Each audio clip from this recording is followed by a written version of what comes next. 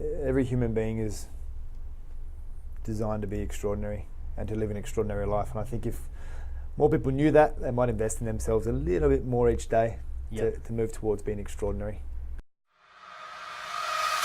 What is up, everyone? I am Lachlan Samuel, and this is the Open Up Podcast, the show where real people open up and share real stories of struggle.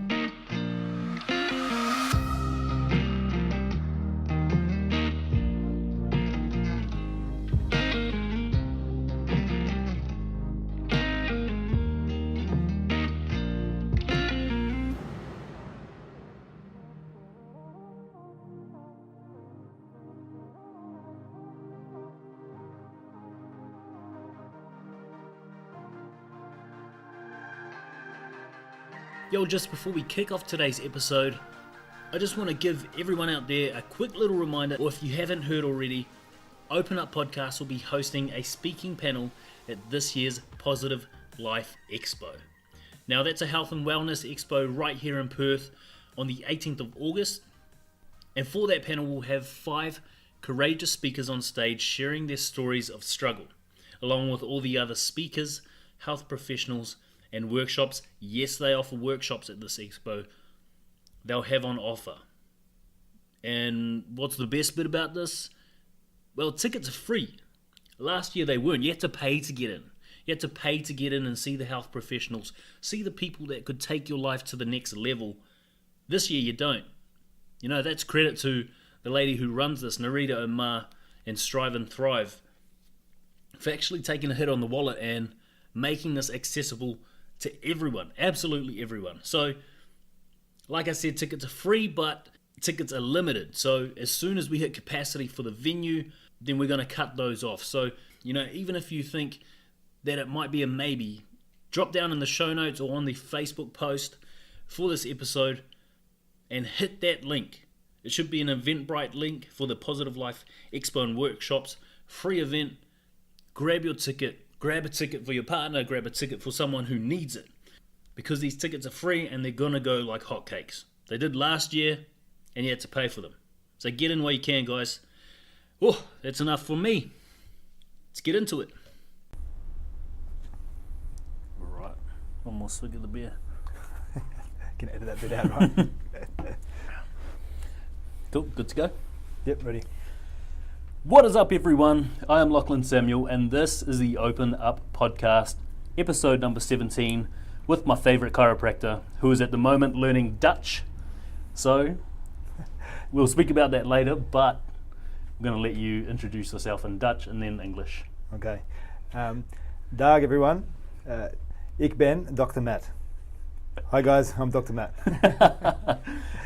Dr. Matt Brooks, and you run Toward Health Chiropractic here in Canning Vale. WA's probably leading chiropractor when it comes to working with the CrossFitters, mate.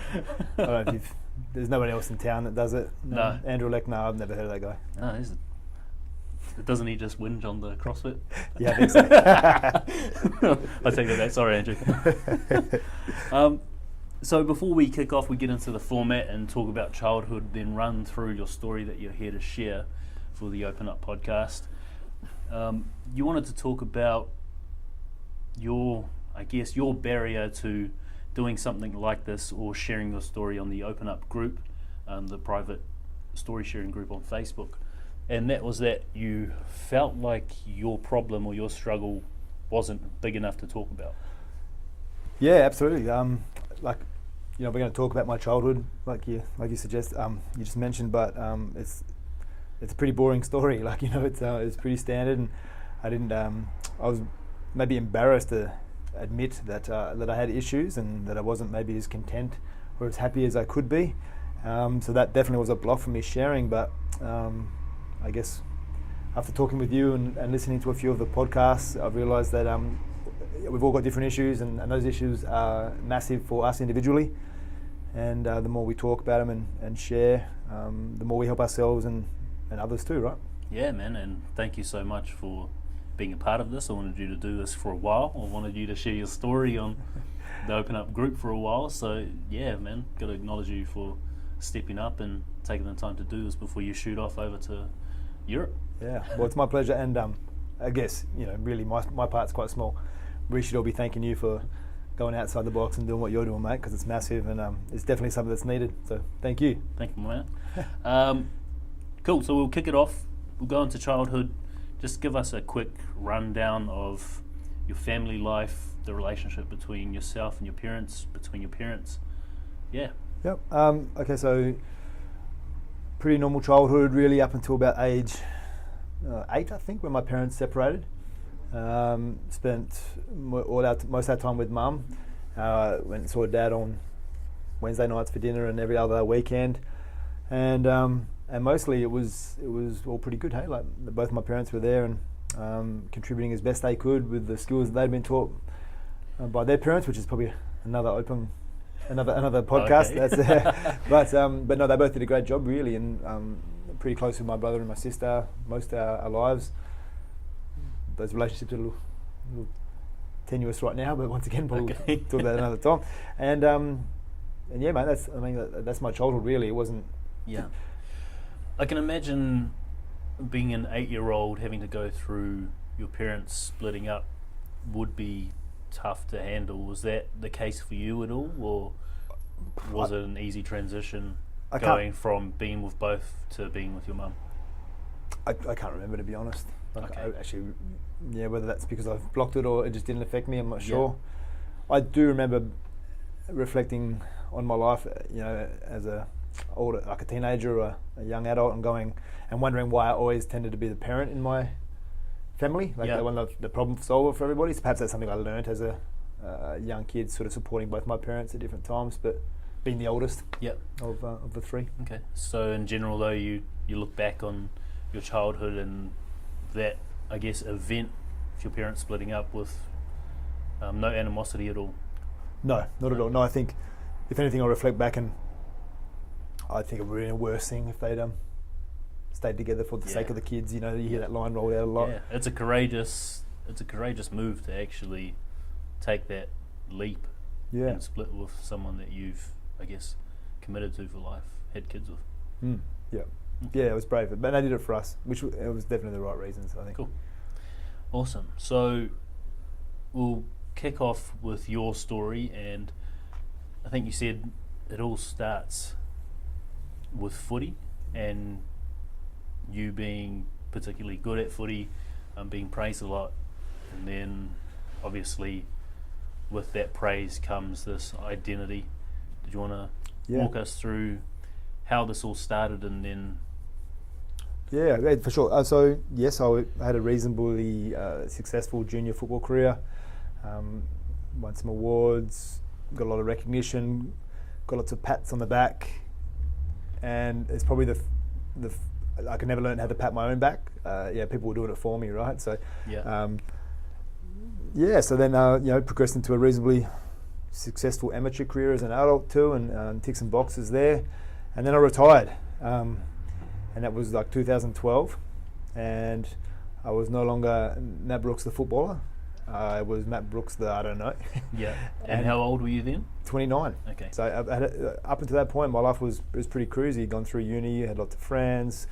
Life was great. Football was good. I was lucky. I met my wife Chloe when I was 15. So wonderful relationship right from that day on, and then I was, which you're already hearing, that I had many hats, right? Like I was many people, but I defined myself as Matt the footballer, and then when that was gone, I really lost my way a little bit and lost confidence and got depressed. Yeah.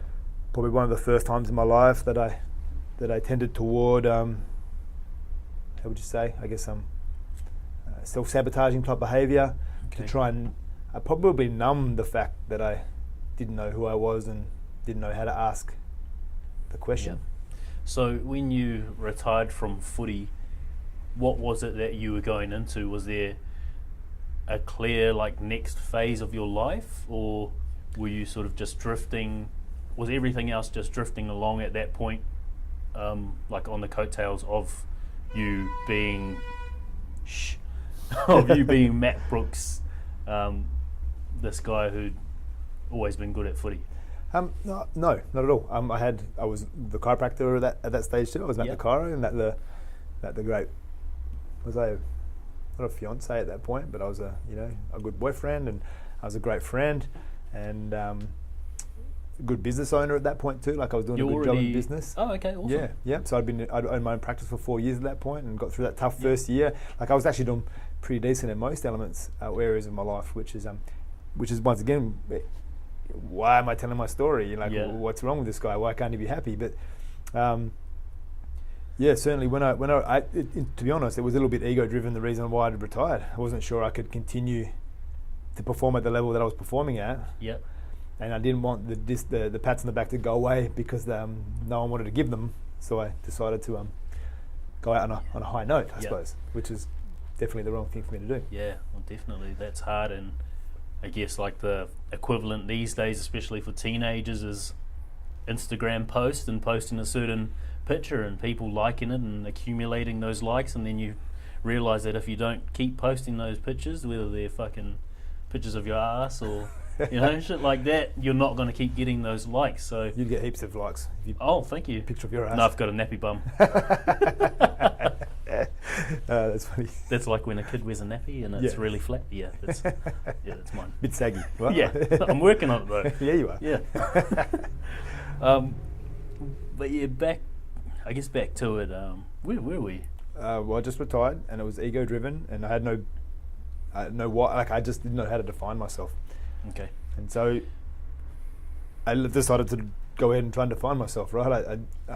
I probably at that point started working, doing my certification in wellness. Okay. So that's a chiropractic council of wellness and lifestyle practitioners. It's an internationally recognised wellness qualification that involved a think well component, so an element of mental health.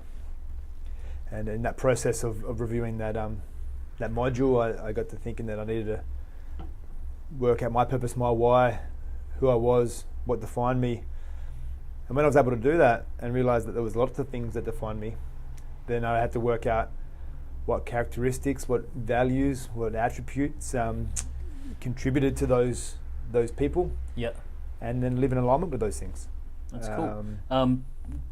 Jump back to like your loss of identity. How did you deal? I guess not deal, but how did you take on that loss of identity to begin with? I can imagine that would have been scary. Did that put you in a dark place at all? It did. Yep. In fact, if I was to think of any time in my life where my relationship with my parents wasn't good, it was then, and I was blaming them for not patting me on the back anymore. Really? Because football wasn't there. Yeah. So they never had anything to do with it at all. That was my perception of everything. Yeah. They told me I was doing a good job because I was, but it's not how they were expressing love to me. It's just how I thought they were expressing love to me. Okay. So when that went away, I kind of felt a bit unloved, right? Yeah. And so, that definitely put me in a bad place. That's why I tended to go to some of those self-sabotaging type behaviours to try and numb how that felt, And what were some of those behaviours? So booze, computer games, staying up late, bad food, just instant gratification type stuff. Yep. Yeah. And with the self-sabotage, with the drinking, how often were you drinking? How much? Did it get out of control or out of hand? No, I remember I always had that great girl there. Keeping me accountable to a point, so it would be drinking daily, but never getting probably drunk. Okay. You know what I mean? So, but certainly would not be in alignment with somebody who was valued fitness already at that point, because that's how I became a good athlete. Yeah. So it was well out of alignment, even though I didn't know that just yet, because I hadn't yet done the work in wellness that I was about to do. Okay. And so with this loss of identity, this loss of validation, which you thought was from your parents, but obviously from everyone in that footy circle. And mostly myself. And mostly yourself as well. Yep. Not actually seeing the other identities that you had, the more important ones, especially for your life and the people around you. How long did this mode of self-sabotage, self-destruction last? 2013 wasn't probably a good year. Yeah. Probably made a lot of bad choices. Kept a lot of those bad choices from a lot of the important people in my life. And I've never been a guy that's been I think I'm a reasonably intelligent man, and have a little bit of self-awareness, a lot of self-awareness. Not one to put my head in the sand and leave it there too often. And so when you start hearing things externally about yourself from other people, you start to realise that maybe you're off course, off track, and that you've got to pull your head in or not. Yeah. And what were some of those things? Do you remember? Most of them were unwarranted. Still. Oh, okay. Yeah. But they were only being said because the easy assumption could be made, right? Okay. If that makes sense. But but certainly I didn't want to be associated with any of those. That might have been people I was hanging out with. Yep. Because those people weren't judging me when I was, taking a six-pack to their place and taking a six-pack home, and they weren't judging me or making me feel bad for making those choices. And so, but those people probably, if I was to be, and I have been the doorman in my own life, they're definitely the people that I've shown the door since.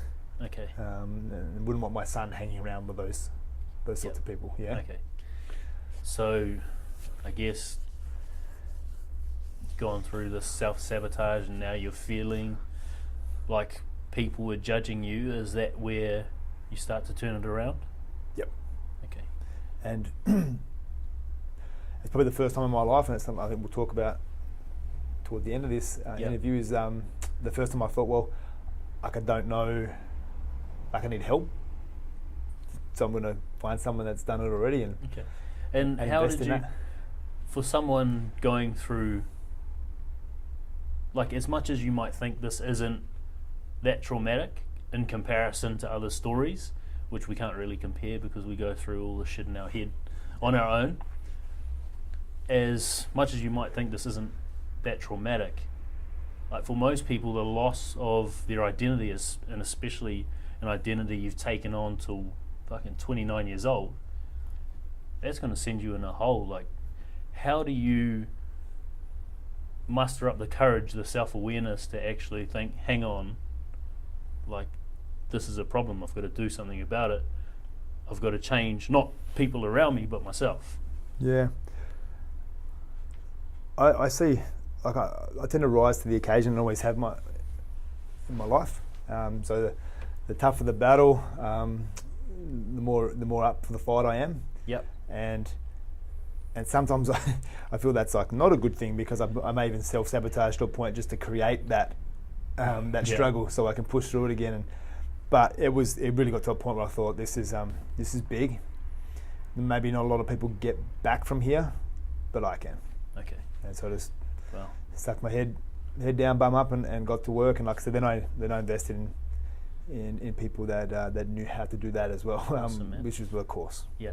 Before we jump onto that, I know especially with myself, when I lost my identity of being a FIFO worker, of being really in shape, when I stopped going to CrossFit, when I lost that identity, I saw the relationship between myself, my friends, and my partner break down, because obviously I couldn't accept myself, so I assumed that they wouldn't accept me as this new person who I saw as a loser or inadequate. How did that affect, or that self-sabotage and loss of identity affect the relationships of the people close to you? I don't think it affected my best relationships. My two best mates, I think, were just there for me. Yep. And as was Chloe, my partner. Maybe it affected my relationships with my parents. Yeah, maybe that's when I started to resent them, maybe blame them for allowing this to have occurred, and but I don't think at that point it really affected, apart from maybe being dishonest with my friends and my wife in terms of exactly where I was at. Yep. I don't think it really affected too much luckily, yeah. Okay. It's a while ago too though, so Yeah. Chloe might have a different story. She might tell it different. That's all right. Well, I guess we can get on to your course now and when you start to turn things around. So, won a certification that was, which was amazing and just fitted in perfectly with my chiropractic degree already and the things that I valued in terms of health and at that time performance. And then as I went through the course, I realised necessarily performance and health weren't the same thing. Yeah. But then, I learned how to eat, move, and think, and invest in myself, and then I started kicking butt in practice. Right, then I started becoming Dr. Matt, the wellness guy, and if I could make mention of, it's about this time that Alicia comes on board, and I've referred to her previously as my work soulmate. Yeah, she's amazing. Yeah, absolutely, and we kicked ass for years. Yeah, we crushed it. Like we were the 1-2 punch go-to team in wellness in Perth for like 4 or 5 years. We smashed it, and so there you got my identity back that way. Became a dad, got a whole new identity and something I valued more, which pushed me to becoming the better version of me as a role model for him. Yeah, and life was just. It was crazy. I was a dad in 2013, by the way. Wow. So that was a tough time. Okay. He was only a baby. Yeah. But then, from that point forward, things really just. Maybe actually, I think to be honest, he was one of also the reasons why I had to snap out. So it was the battle, but it was the boy as well. I had to be better for him. So that seems to be something that most people tend to lean on, especially people who are going through or spiraling down into these thoughts of suicide. Suicidality when they are actually thinking of attempting it, or while they're attempting it, they think of their kid, they think of their little brother or sister, and most people in those depths find someone else to live for, and I guess that's similar to yours. Yeah. Just you didn't take it that far. No.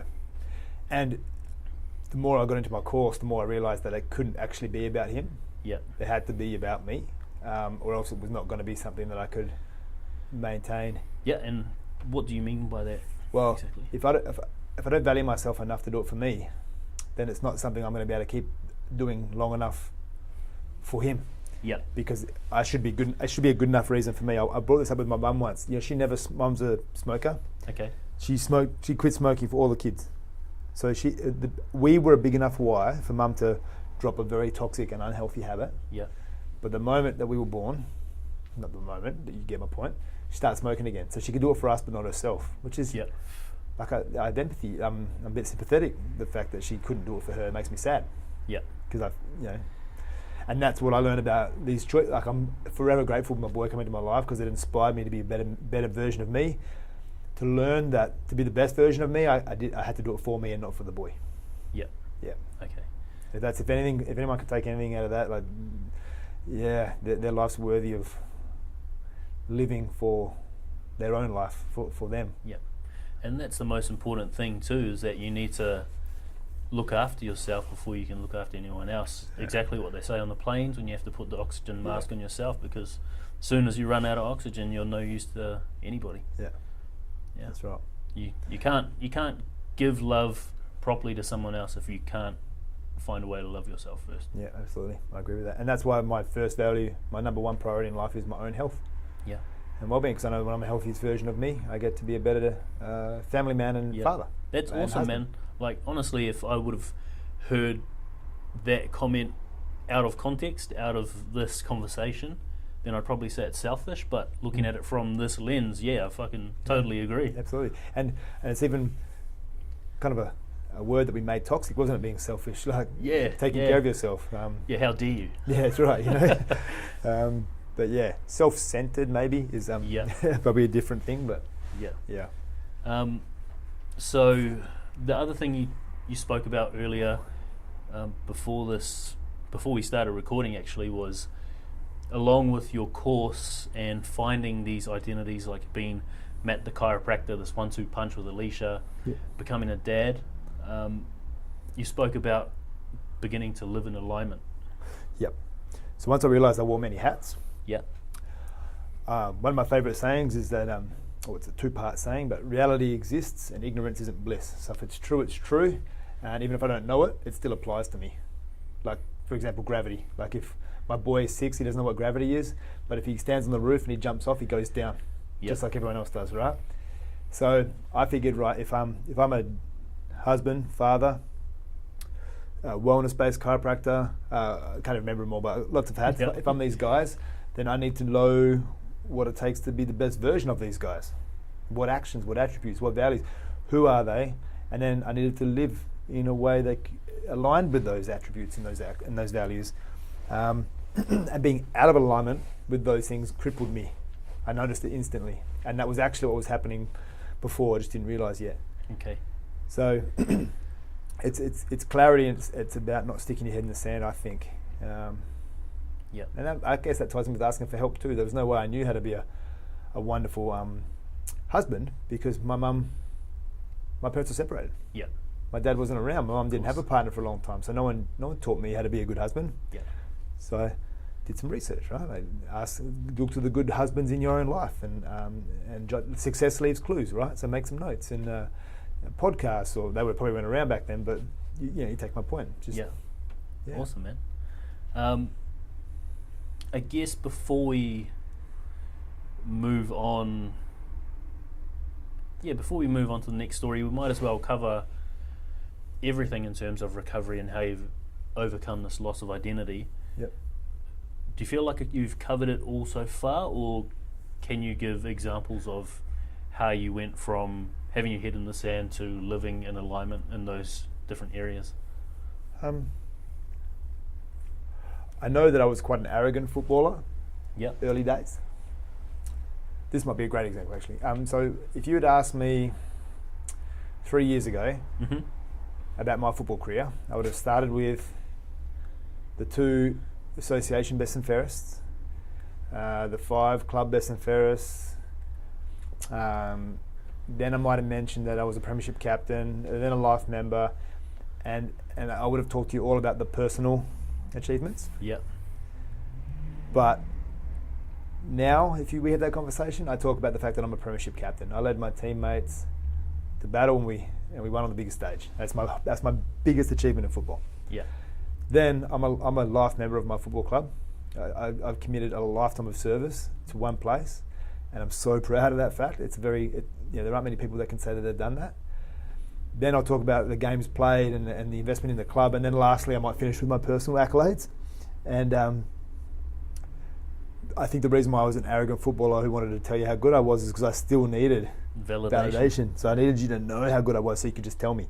Yeah. And now I don't care. And in fact, I'm back playing football right now, and some of the old boys that remember me from yesteryear try to pump me up and talk me up to the young kids, and I just don't. It makes me feel awkward. and before I would have just sat there and soaked basked in my glory, you know. But now I just want to talk about the kids. I want to talk about them, and I want to help them get better as footballers and as people. And I guess that's a real nice reflection. Yeah, that's for sure of how the person that validates me the most these days is cool. Is me. And I'm not perfect at it though. Yeah. And how do you go from that constant need for validation to someone who no longer needs it, who's focused on the team, focused on the club, the association, and the kids coming through the ranks? I guess I don't really have an easy answer to that, except for the long-winded, more general one of spending time on working out who I was and making sure that I was true to that. Yeah, that's pretty important though. It is, but it's not easy. No, it's not. It takes a lot of work, a lot of graft, a lot of grind. And a lot of mistakes, and I still make them, I suppose. I guess that's always going to be the case. Yeah. So apart from this course, this wellness course, becoming Matt, the wellness chiropractor, the dad, was there anything else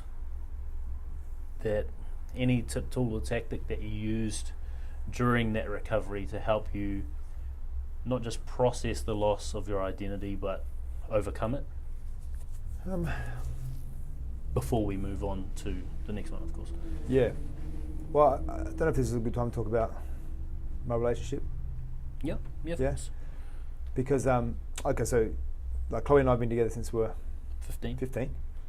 Married on our 10-year anniversary. Yep. Actually, 10 years married this year in November. Wow.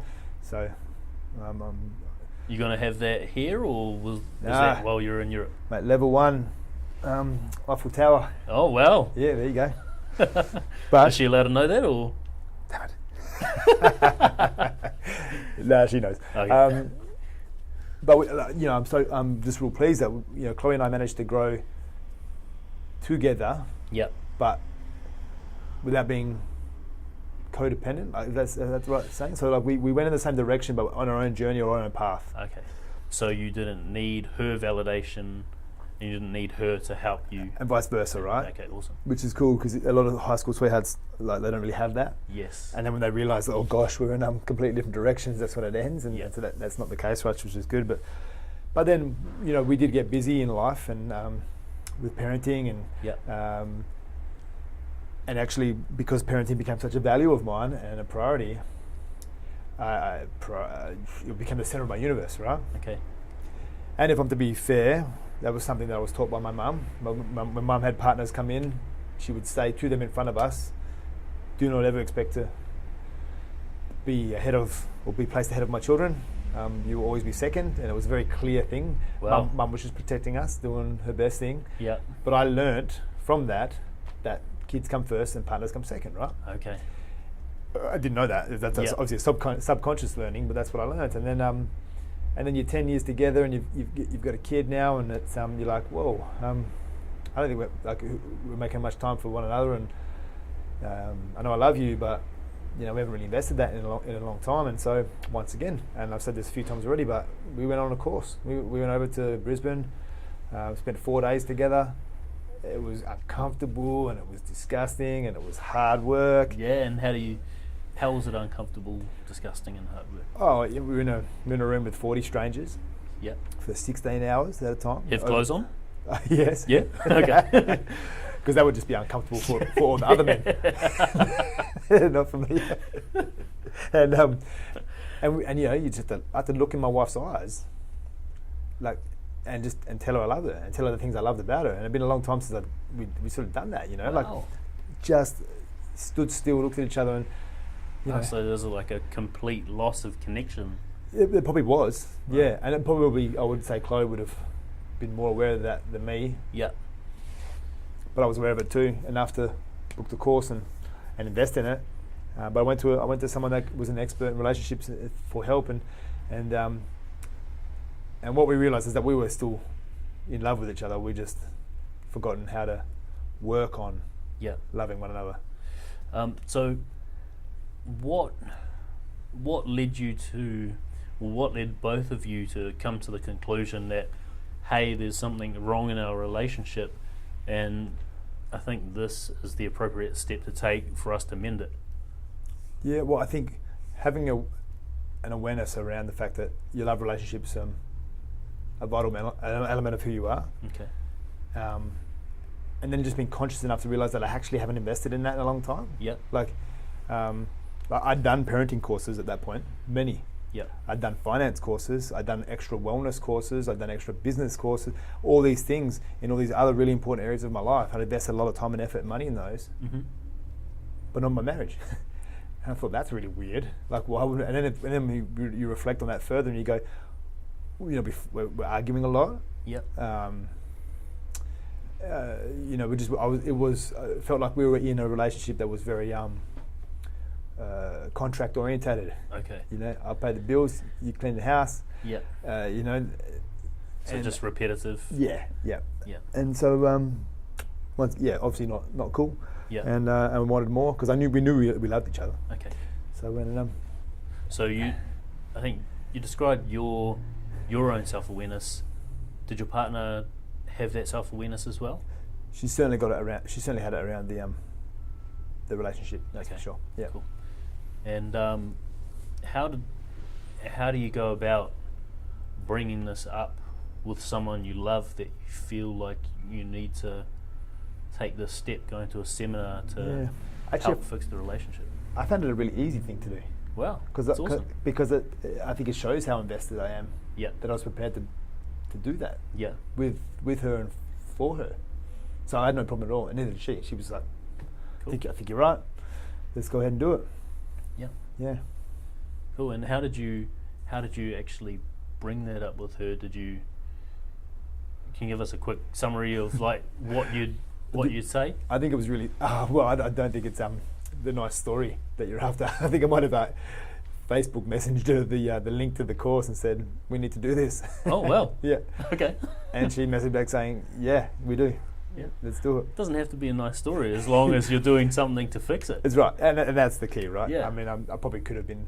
I think it's not a romantic opportunity, is it? I think it was just a chance to invest. I think it's important, and it's just like opening up and sharing your story. Doesn't matter how the fuck you do it, you just need to actually open up and become self-aware enough to try and fix what you're going through. Yeah. And to come full circle as to how that helped me become a better wearing my hats, making sure that I was in alignment. Yep. The thing that I learned the most from the course, like, to be honest, I want to declare this on air. Are we on air? Yeah. And I actually came out of the course, smelling a bit like roses. Yeah, I was a pretty good husband. I was ticking a lot of the boxes. But what I wasn't doing well was putting Chloe in the center of my universe, because remember, Mum taught me that kids come first. Yep. And so my boy was the center. So I pushed Chloe out, and I made it about the boy, and thinking I was being a good dad. But in the meantime, I was being a worse husband. And the thing is, my boy's going to grow up and leave. Yep. But I chose Chloe to be my teammate for life, and I was put in a second, and he was going to go, and I was going to look at her and not know who she was. Yeah, and you're going to lose that identity again. And I was, and then it would have been real screwed, because imagine that 15-year-old who's has to, I don't want to think about it. So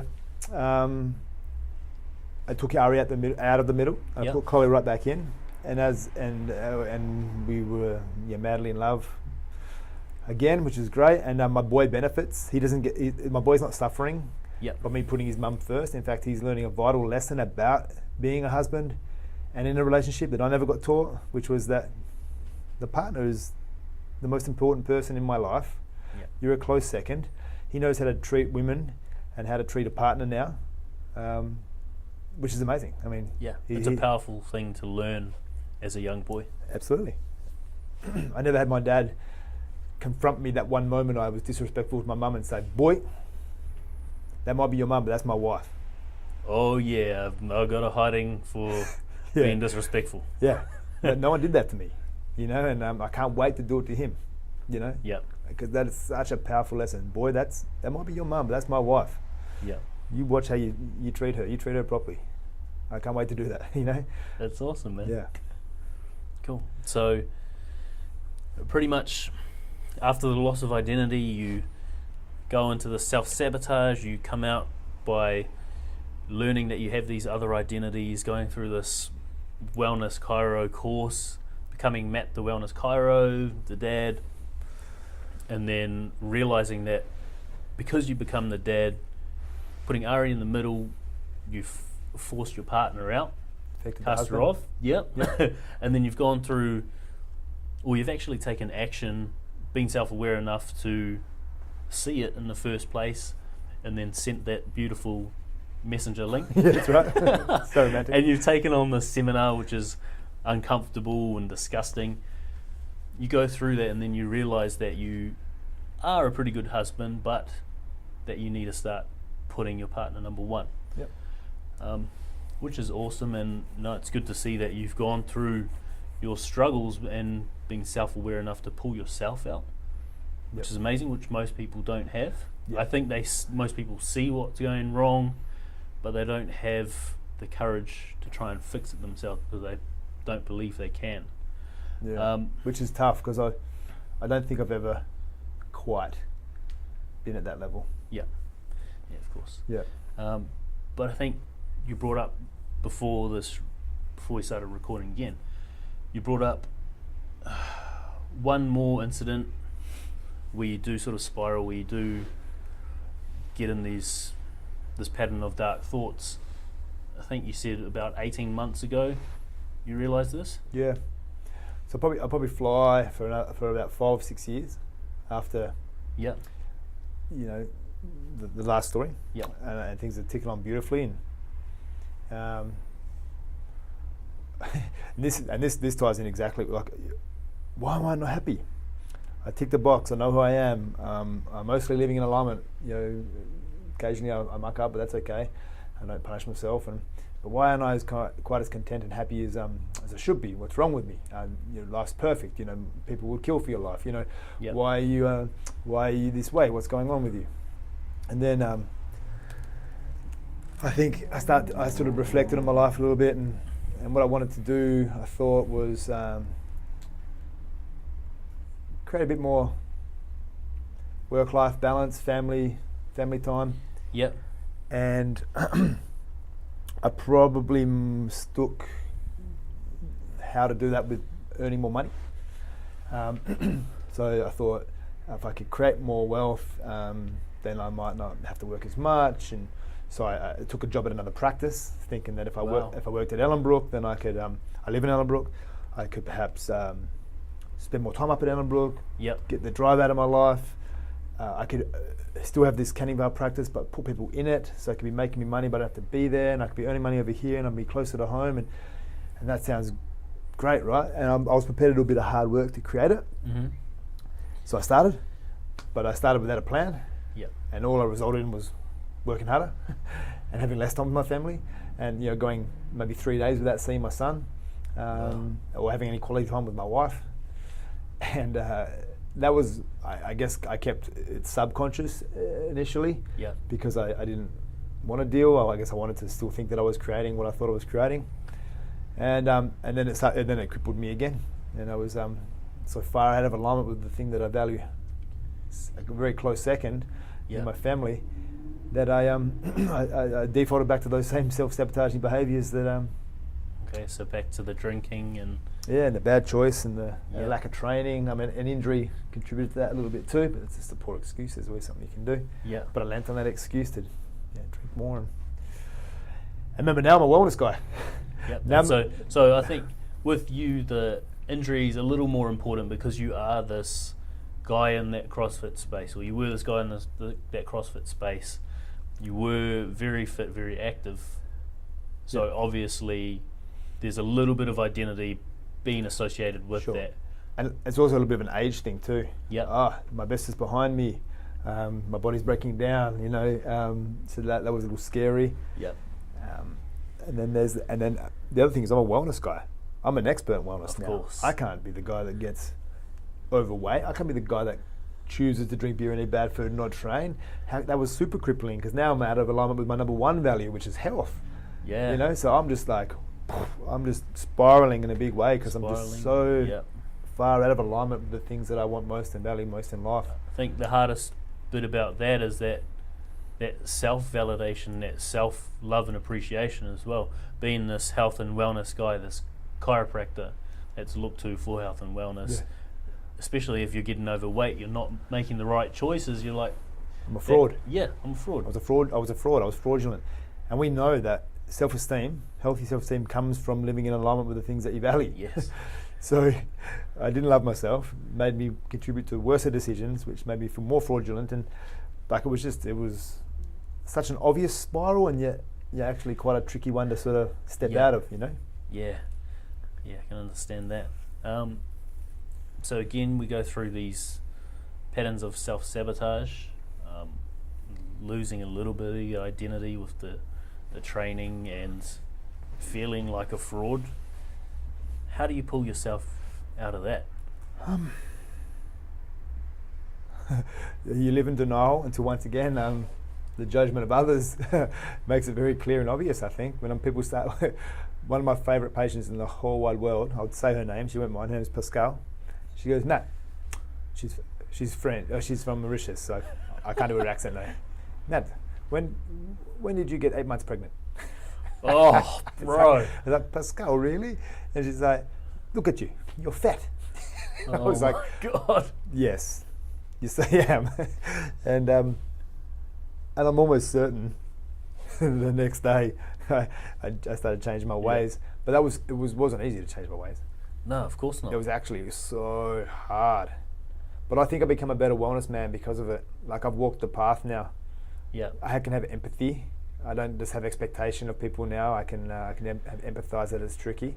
So there was a learning, and that was helpful. Yeah. I was on another challenge, another war that I had to fight my way through, which was something I thrive on. But yeah. And how do you fight your way? How do you build that mentality that, no, I'm not gonna succumb to this mouth pleasure.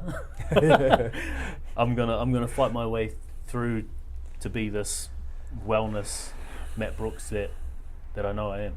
I was feeling like I was killing myself. Like, I used those terms, those words. That's powerful, man. That the choices I was making daily was gonna rob me of life. Okay. And then I got a bit selfish, and I thought, what does that mean to me? And it means not enjoying the things in life that I should be able to enjoy, like my son, or my wife, or watching the boy grow up, or kicking the footy with him. And I just looked at all the selfish things that I might cost myself if I sent myself to an early grave, and that scared the crap out of me. And then I thought about legacy, what kind of an impact I might be leaving on community, but mostly family. Mm-hmm. And then I thought, why have I gone down this path? And so I had to take myself back to 18 months earlier when I made the decision to work more, earn more. And what I realised was that there was something missing in my life, but that wasn't it. Yeah. I made the wrong choice. Yeah. I've been treading water for a little bit too long, and I needed another challenge, the next chapter. Yep. And that. So you sort of, how you described a little earlier, trying to put yourself in these positions where you struggle to overcome it. You've sort of done that to yourself with this. I have, yeah. It's terrible, and that's probably a long-standing self-esteem issue where I get to a certain point that I don't think that I deserve it. And deserve what? The level, the success, the where I am in life, and so I try to bring myself back down a level. I think it's more appropriate, and but that's probably a lesson learnt from from mum. Why do you feel that way? I watched mum do it to herself. Yeah. Okay. Yeah. Mum was taught that. I was just shown it. Very different. Yep. Mum was made to believe that, which is very unhealthy. Yes. Yeah. Yes. Yeah. And I especially just watched it. Especially if you're someone like yourself who is doing a practice like this, chiropractic, but you've also got these workshops, these seminars that you hold, talking about balance. What are they called? The Life by Design seminars? Yeah, Life by Design seminars. Yeah.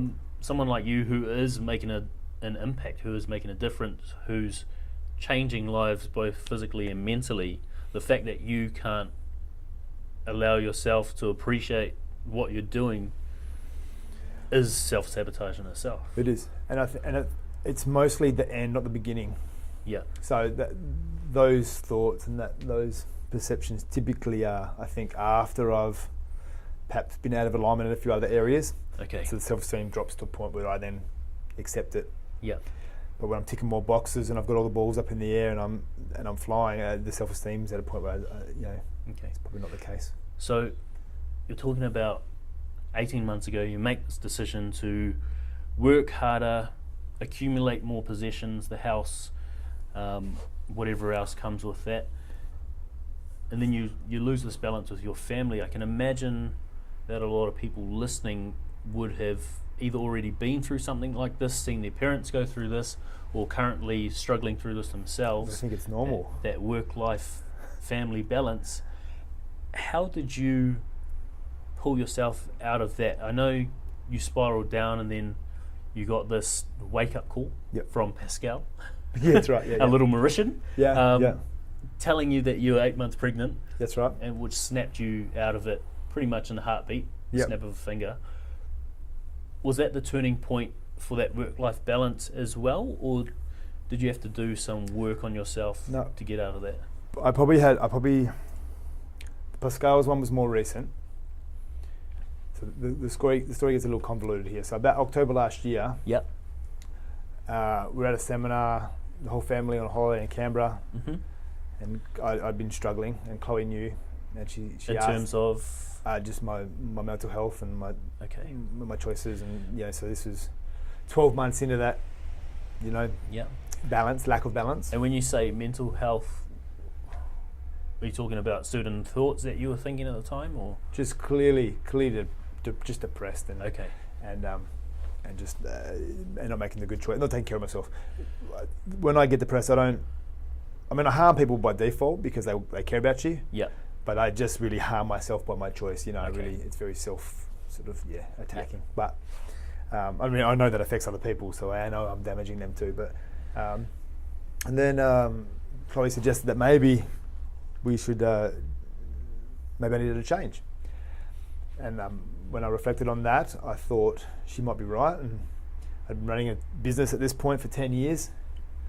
And congratulations, by the way. Thank you. So but it's hard work. I recently started to refer to, I love chiropractic. Yep. But I started to refer to the other things in my business as the other crap. Wow. Okay. Paying the bills, managing the staff, like the other crap. Yep. Like chiropractic, man, give me that all day long, right? And probably being up at Ellenbrook as an associate, walking in, being an awesome chiropractor, and then walking out, I kind of liked that idea a little bit. Okay. So then we started to think about, actually maybe you do want something different. 3 years earlier I'd mentioned, so maybe I've been thinking about it for 3 years. I'd mentioned maybe moving to the Netherlands and taking a job there as a chiro. Okay. Chloe didn't want to move at the time because of family, so that the conversation stopped. This time she suggested that maybe we wanted to change, and we talked about maybe selling the practice and maybe re-entertaining the idea of moving to the Netherlands. Found a job, interviewed, got the job. So that sort of process grew some legs. Couldn't really buy into the idea yet because we couldn't talk about it. You couldn't really talk about it much because I don't want to go into too much detail here, but our friends weren't overly receptive of the idea, so talking to them was tricky. My family, as you'd imagine, were sort of not overly receptive either. I know all of it was coming from a place of good intent, but that didn't help me. Yeah. And then I couldn't talk to my practice members or my other friends really because there was so much water to go under the bridge. And so whilst that was a good move for us, it didn't really quite have the healing ability that I was hoping for yet because I just didn't know if it was going to manifest itself. Okay. But what it helped me to realise was that I needed to create better work-life balance, and I was probably needed to do a little bit more travel and cultural sort of. Okay. And so at this point, when you're talking with your partner, when you've interviewed and got the job, family, friends aren't too taking it too well, aren't too receptive of it. Were you still working in Ellenbrook, working long hours without this family and work balance? Yep. Okay. Yep. And and the way they were treating us, it almost made me feel a little bit shameful for considering it. Yep. Yeah. Yeah, So of course. so probably even had a slightly worse effect initially. Yep. Well, when obviously friends who've known you, who love you, who love spending time with you, family as well, who've watched you grow, watched your son grow, obviously they're going to be scared, so they're going to do what they think is right by trying to keep you here. Yeah. And my mistake was thinking that their actions were a reflection of me. Yep. Versus just simply being a reflection of themselves. Yep. When I came to that conclusion, because I can't choose I have no influence over how they behave and the decisions they make. So once I stopped trying and decided just to be kind to the fact that they're probably just upset. They just need time to come to terms with it. That's when I started to feel better. It might even come from, it's almost like the external gratification thing again. I told them I needed them to tell me it was a good idea, and when they didn't do that, perhaps that's what helped contribute a little bit too. I don't know, but mostly once I decided to give them space, be kind, not try to influence how they thought about the process, it really gave me clarity, and it built from there. But at that point, that took 6 months. Yeah. So that's when Pascal, she climbs in, tells me I'm 8 months pregnant. So I thought, righto, okay, time to get back to work. And then I just had, it was easy then for me to default back into. I knew what I had to do. Yeah. Because I've been doing it and teaching it for a long time. It wasn't easy to do it, but I knew what I had to do. Yeah. in terms of gaining back that work-life balance, I know you say you got the job in the Netherlands.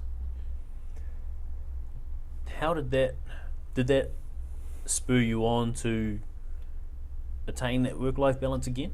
I chose a job in the Netherlands because of the work-life balance that it afforded us. Okay, So and then I from... know, Yeah, go. I know they value work-life balance and family, and their values are very similar to ours. And then I found a job that contributed to it. Cool. And so from there, did you apply some of what you wanted back into your life here before you start that journey in Europe? No, because I'm just the working hard right now. Yep. For the goal that I know I can action because I've actioned it. Okay. Has been motivating through this period, right? So I'm still working, but there's a goal now, that big picture that we talked about. Yep. But there's the action steps have been put in place all the way along now, that it's actually not just a pipe dream, like the original Ellenbrook plan was. Yeah. And it's something that's going to be actually going to happen. Okay. And that clarity is what's Cool. And are you still working at Ellenbrook? Yep. You are? Okay. And how do you feel like you're doing with living in alignment at the moment? Obviously, you've lost a lot of the weight that you mentioned you put on. Yeah, man, I'm way better. I'm not watching TV episodes all night long. Nice. Hope you're not watching Love Island or The Bachelorette. Please tell me not. What are you even talking about? Never heard of those things. I go to bed early to get up and train early. Good. I got a wife that takes care of me with food. She's a nutritional therapist. Wow, that's awesome. Yeah, it's handy. CJ Brooks on Facebook. Toward Health Chiropractic, best nutritional therapist in the land. Just send me an email, sort you out. So food's good, taken care of. Right, just got to be diligent with that. I turn up to the gym and I train. Now I'm not wasting time. I don't even know what I was doing with my time, to be honest. But school holidays have been great because the boys. I've got time off from the boys home. I love school holidays a lot. Cool. Weekends have just been invested in family rather than hanging out with bad people and not bad people, but people that you make bad choices with. Yes. I'm spending time with family. We're doing bushwalk. I'm just just ticking the boxes again. But it's not manic, and that's in the past I've been a little manic. I've been high low extremes. A lot of what's been going on recently hasn't got a gig on Facebook. Yeah. Because I didn't feel the need to get validation from other people that I was being a good dad, husband, or what have you. And that's really important. That's something I really noticed was, I'm just traveling along beautifully. Yeah. Happy medium. That's something I've found, especially in my relationship at the moment. Like, super in love. Like, the heart is so full of love right now. Good man. Yeah. Absolutely head over heels for her, but we don't feel a need to post anything at all on Facebook. Like it's enough to just tell each other and show each other that we're in love. And I think that's exactly what you're doing, and that's beautiful, and that's where people need to go if they want to create that connection. I think so. Yeah. If you're doing it for social media, you're going to be caught in that dopamine trap. That's right. Yeah. And I still put stuff on there. Don't get me wrong, because there might be people listening and like, I've seen your Facebook, you put new stuff on there, but it's from a different intention. It's funny. It's for mum's benefit to see a photo. It's certainly not so that people think that I'm good. Okay. Which is great. It's important, super important. Chloe's mum even rang me, spoke to me the other day. She's like, I think maybe you're manic depressant or something, and which gave me another opportunity to reflect on whether or not maybe I might have been. Yep. And I was like, no, I think I'm good. Like, I think I've probably been manic without being manic depressed. I've certainly been manic, but right now the only person I'm doing it for is for me and my family. Good. Which is cool. It's actually really nice. It's really peaceful. So that's definitely living in alignment for you. Yes, it is. Yep. Cool. So to wrap up this recovery portion, everything you've been through so far, we've talked about living in alignment, we've talked about you living in alignment with your relationship with your partner, putting her number one, allowing yourself to let your son be number two, and then having that work-life balance, and now moving over to the Netherlands to actually achieve that. Yeah. How would you say someone out there who's struggling with their own alignment would start their process of trying to find a way to that balance to actually living in alignment? Yeah. Well, I think I could probably summarize it in like 2 sentences, really. Like, you know, the trick would be to not try and live the dream, but to try and live your dream. Yeah. Which means working out what it is. Yeah, I think it's that it can be that simple. And the process is not. Yep. But it can be that simple. And I remember once reading a meme, which actually changed my life a little bit too. And it was, if the grass looks greener on the other side, then it's probably AstroTurf. Yep. I was like, that's true. Like I'm only seeing what they're showing me. Yep. So I'm not going to try and live their dream. I'm just going to try and live mine. Cool. And just got to work out what it is first. Yeah. So do you know what your dream is? Yeah, I got a fair idea what my dream is. Yeah. Yeah. Can you share that with us? Yeah, it's to live an extraordinary life. Yep. To live my extraordinary life. It's to be extraordinary. You got to be well. Mm-hmm. You got to be healthy. So I know I need to invest in health on a daily basis so I can be the best version of myself. And it's to live a life that's full of experience and moments with my family. And it's certainly not a life anymore that's based around accumulating material wealth and stuff, because I know you can't take that to the grave, but my experiences, the time spent with the people I care about the most, that they stay with me forever. And I don't think anyone. I think you need to go to your deathbed, saying you can't be on your deathbed and say, "I didn't know," because I reckon that means you didn't try hard enough. So I'd like to go to my deathbed saying I did my best. Awesome. Yeah. Cool. I guess moving on to what your life is like now, a couple quick questions. What would you say the quality of your life is like now?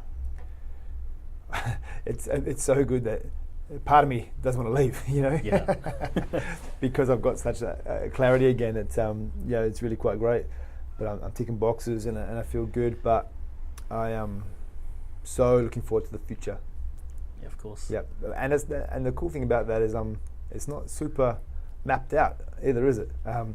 So I'm actually going to be really, like you mentioned it before we started recording, I'm really looking forward to just being content and happy in the now.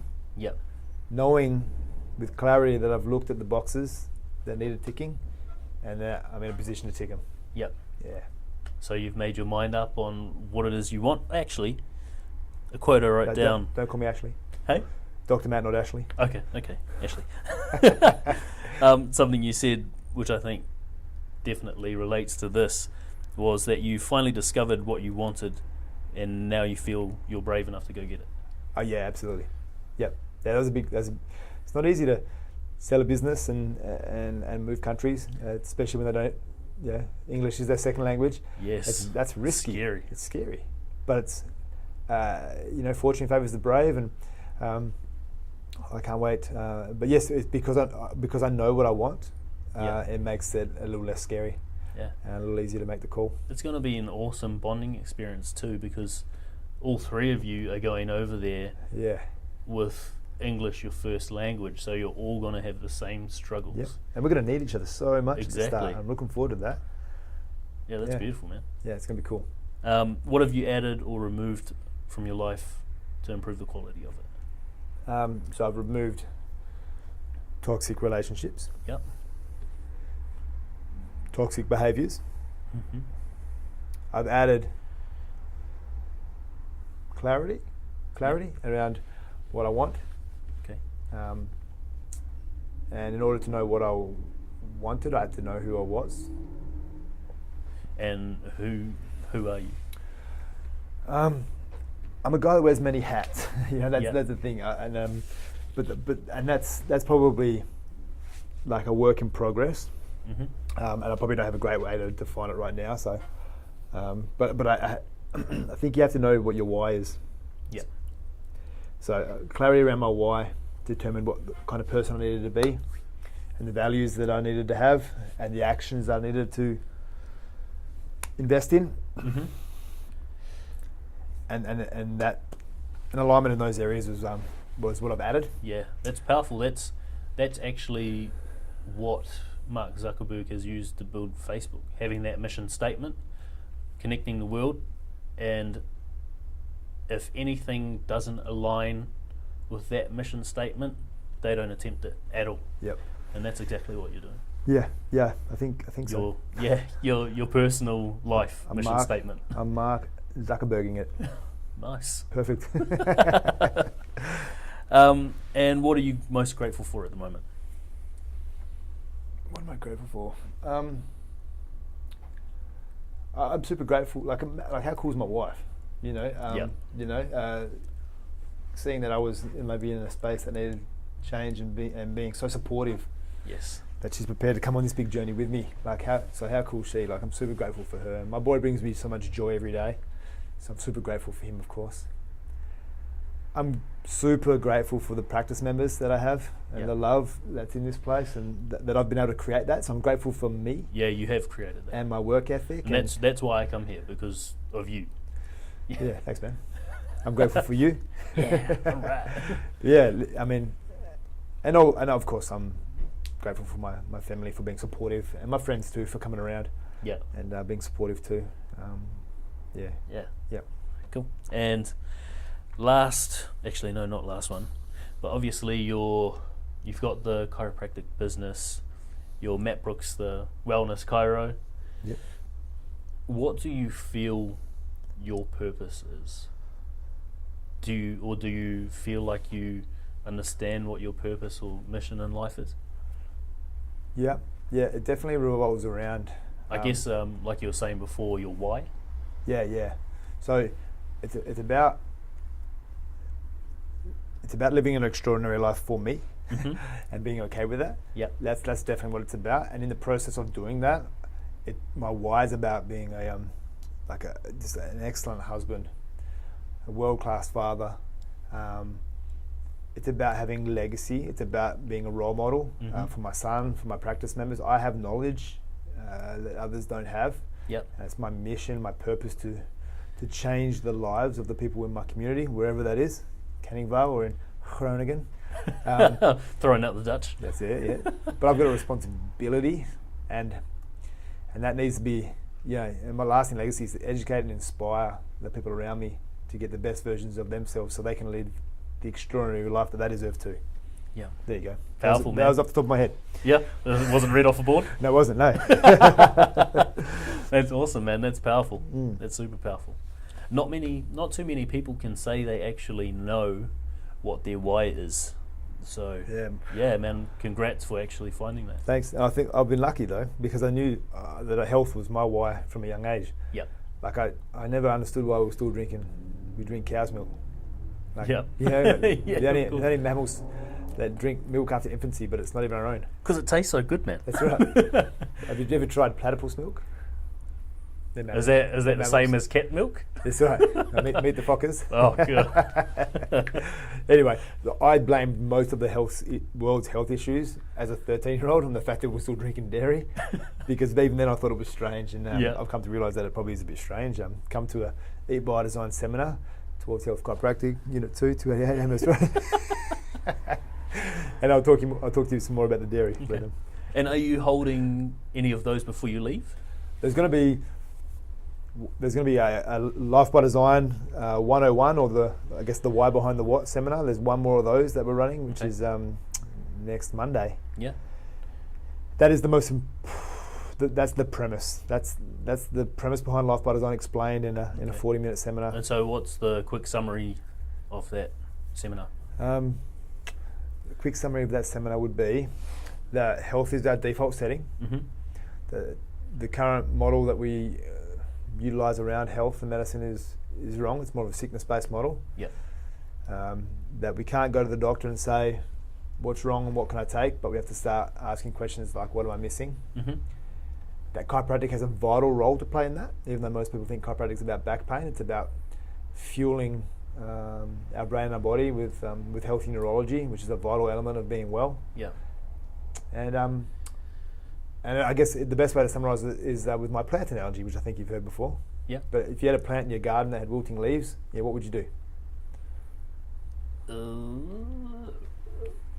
Pour water on it. Exactly. I was going to say rip it out, but I knew you were. I could see that, and that would have been bad for my story. Yeah, man. If you've got a plant in your garden that's got wilting leaves, your first thought is plants are supposed to be healthy. This plant must be missing something it needs. Okay. So I'll give it water. Yep. If I give it water and it doesn't get better, does it mean water's bad for plants? No. Maybe it's missing something else it needs, right? So you go through the list of requirements, and if it's true for plants, it's true for humans. But we lost sight of that. Yep. And Life by Design is about teaching you what your water, sunlight, and nutrients is. Awesome, man. So that is when and where? That is next Monday, which is, I'm not sure of the date. What's the date today? It'll be next Monday on this anyway. Sure. Yep. Yeah. 7:30 Yep. at the clinic, Toward Health Chiropractic. In Canningvale. In Canningvale. Awesome. Yep. Cool, man. Last question. If you had the opportunity to put a message on a billboard, say on a freeway in Perth, where tens of thousands, hundreds of thousands of people would see it every day, what would it be? Ooh. I think I'd like everyone to know that. What would I like them to know? That every human being is designed to be extraordinary and to live an extraordinary life. And I think if more people knew that, they might invest in themselves a little bit more each day to move towards being extraordinary. That's awesome. I think that's default. Yeah. Yeah. And I think that's something that people need to hear constantly as we grow. Yep. Yeah. Yeah. Awesome. I think so too. Cool. So before we wrap it up, I just want to acknowledge you not only for what you've done with the Life by Design seminars, with your practice through Chiro and through the people you've been able to touch through CrossFit as well. Everyone in this space, I know a lot of people who know you and who speak very highly of you. That's because you come across as authentic. Obviously, I've got back issues. I've had back issues for a long time, and going through a lot of chiros in Perth, I've noticed that it's mostly get you in and get you out the door, and it's different with you. You come in, you have a chat, and you're genuinely interested in people, which I think helps. And for someone to be a health professional but to want to create connection is super powerful. So thank you for that, and also thank you for taking the time to make this happen and actually open up. My pleasure, mate. Thanks for the nice words, and thank you for having me. Thank you, my man. Cheers, mate. Can you say goodbye in Dutch? Yeah, I think this is dag. Dag. Oh, nice and easy. Yes, and easy. Yeah, I think hello and bye are the same.